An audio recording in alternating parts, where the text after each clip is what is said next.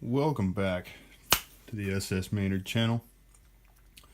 So, I got a few videos out, like 20 something, right? And everybody always, seems to be flocking to this one video. And, if you've seen that video, you know exactly which one it is. And everybody always asks, hey, what kind of lube are you using? What's your mixture? What is your exact mixture ratio and item that you mix together for your lube that you used in that video? Well, here's the deal. When it comes to firearms lubrication, just about anything is gonna fucking work, right? Literally just about anything is better than nothing. The biggest differences between them is where to start. So you got your viscosity. Your viscosity is when it gets cold, the shit gets thicker. I don't care what it is. When it gets cold, it gets thicker. When it gets hot, it gets thinner. Some of it sticks really good to metal. Other stuff just blows right off, like you're blowing water off the hood of your car with an air hose or something. Some of it, when it gets hot, it gets so runny because the viscosity is so low, it just falls off. Then there's things like film strength. There's things like its shear strength, which is similar to film strength, but not quite the same. So shear strength of lube, you get two pieces of metal together and they're rubbing real hard.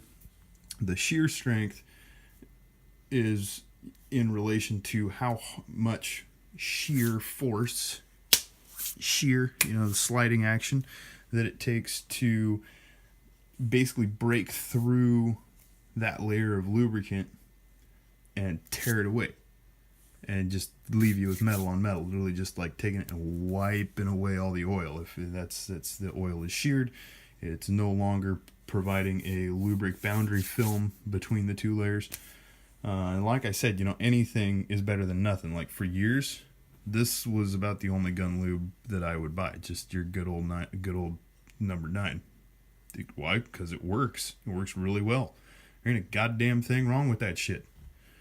This stuff, marketing hype, but again, there really ain't a goddamn thing wrong with it. And this one's got Teflon. It's kind of hilarious because it says, defends the integrity of a firearm's bore and breech.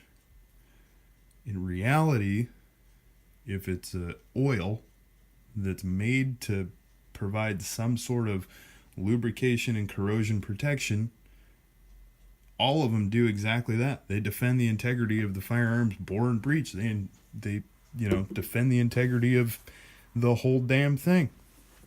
And you got this stuff. It's a cleaner and a lubricant. It's awesome. This works great. I still use, this. I still use this. I use this. I really like this. This is awesome. Slip 2000, awesome. About the number one difference I've been able to find in all of these is availability and cost. That's it. All of them work. If you don't have gun lube, go pull the dipstick out of your car and use the oil on that, just that's on the dipstick, and dip that on your goddamn firearm. It'll work fine. Sure, we got film strength, we got shear strength. If film strength and shear strength is either degraded to the point, use motor oil, that it doesn't stay on very long, you might have to reapply oil more often. Big fucking deal. So, my mixture that's all automotive products, I was playing with pistols, semi-automatic pistols, revolvers, even black powder shit. Black powder revolvers, black powder single shot stuff. And I wanted something that would protect those things from the rain when I'm out shooting in the rain. And water gets into everything when you're shooting in a downpour or even a good sprinkle.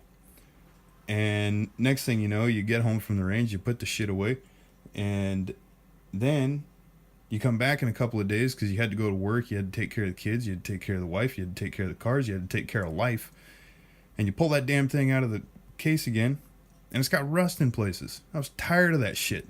Absolutely tired of that shit. Found that with this. I've found that with this. I've never found that with this. I've never found that with this. I've never found that with this. This is my homebrew shit. Guess what? It's all automotive products. Works fine.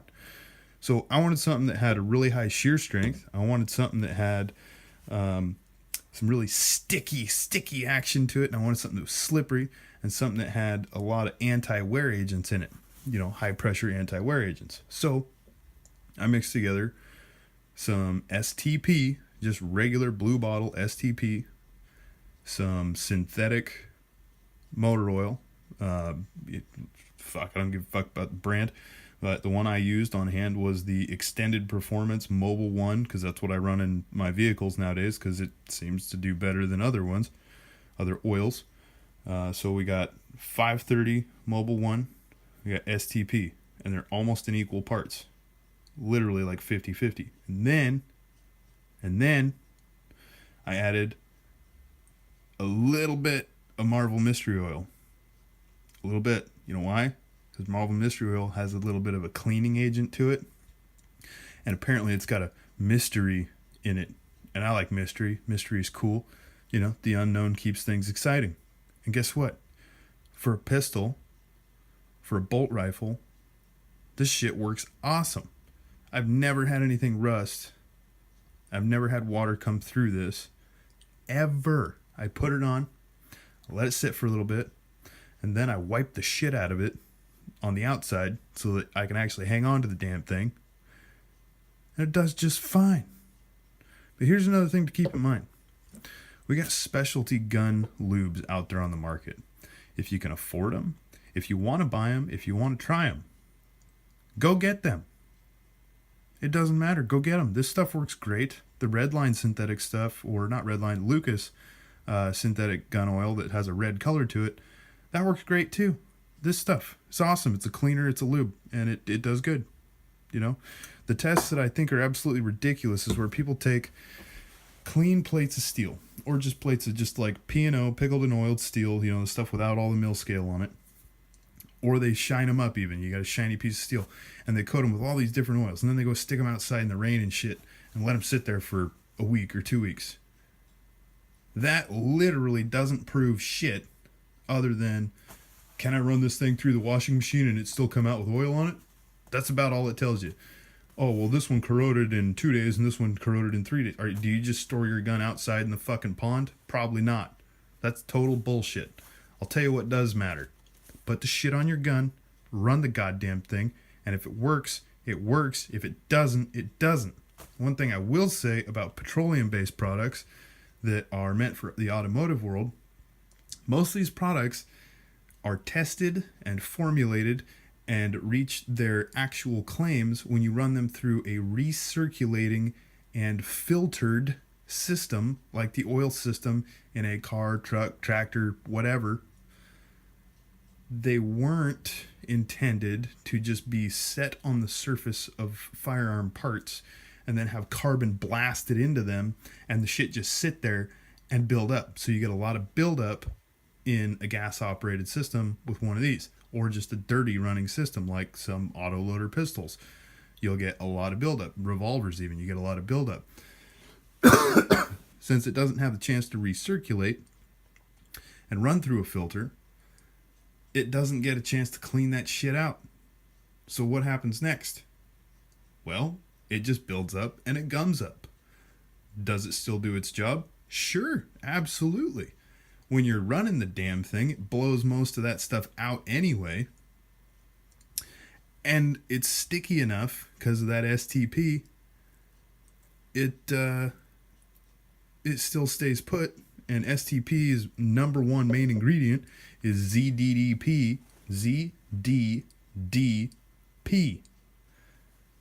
Not going to go into exactly what that shit is, but basically it's a really, really tiny molecule zinc particles that they put inside of it. The nice thing about zinc is, as long as it's in suspension or on the surface, it adds like a cushion, kind of like lead in gasoline back in the day before they had hardened valve seats.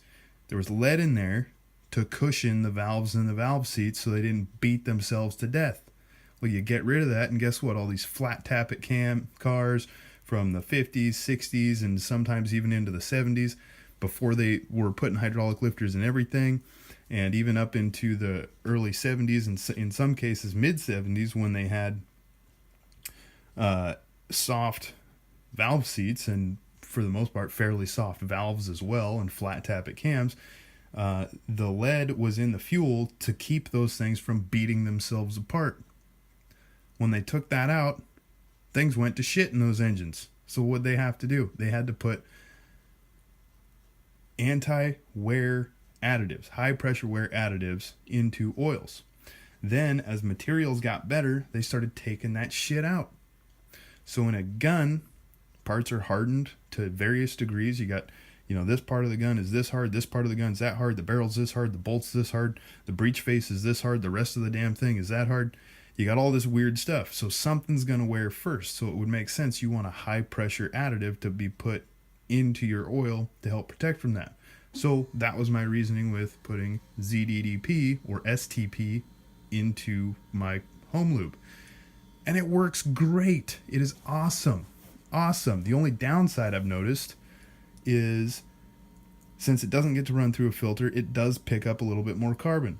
As it gets really hot, like on the tail of the bolt in a, one of those scary rifles, the ones that people cry about,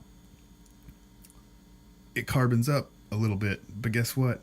The thing's blowing carbon back there to start with. So is it the oil that's actually caramelizing? Truth be told, yeah, it is. Also, it's that carbon coming through the gas system that's sticking to that oil, and then over time it solidifies. Guess what? You scrape it off, you re-lube it, and you go to town. Big deal. It's not a game ender. It's not a game changer.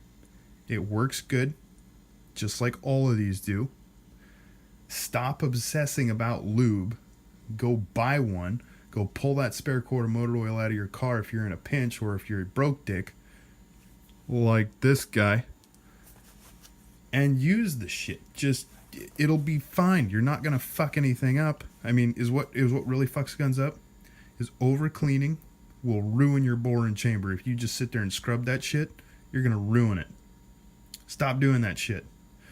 Over lubing, okay, that can be a problem if you're in the shit and it builds up with debris from the outside world, gets in the system, plugs things up, slows it down, doesn't work. Okay, well, that's a problem. But it's a workable problem. There's lots of products out there. G96, Lucas, Weapon Shield, Metal Shield, this CLP. Their G96 is the product, or the company.